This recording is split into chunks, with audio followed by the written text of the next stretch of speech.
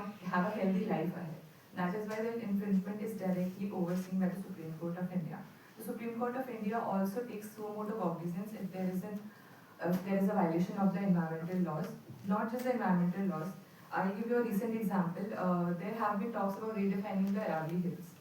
So Aravalli Hills have already been cut down to such a short level that if we cut them more down, the areas and the cities surrounding it will be surrounded by and will get more of heat, and there will be heat domes created.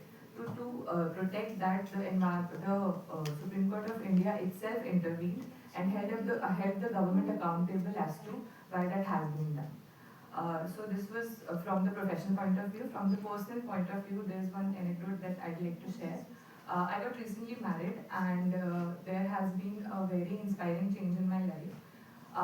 Where I live now in my the marital home, my mother-in-law, she carries out gardening as a hobby.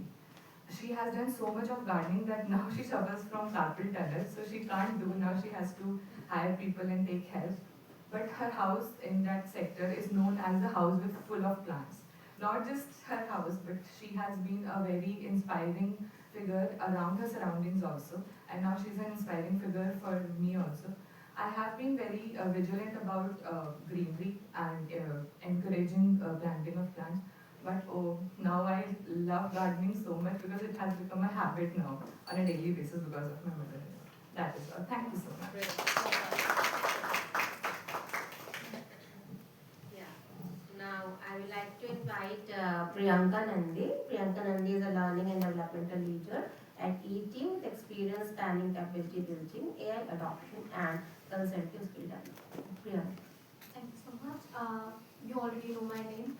So when it comes to the work that I do, I have been leading initiatives of learning and development across different corporate organizations. Currently, I'm serving at ET. When it comes to one specific thing that I need to focus on, I would not start with encouraging people with words of green washing, with words of sustainability, because we have been talking a lot about it. But one fundamental question that I would ask everyone who's sitting in the room is, are we actually reducing emissions? And when we say we are sustainable and we are trying to reduce emissions, do we even know what are the categories of emissions that we are creating?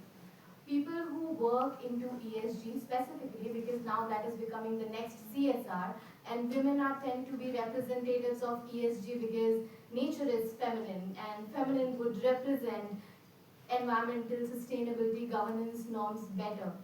But as my part of leadership trainings and coaching, something that I've identified, globally there are 28.3%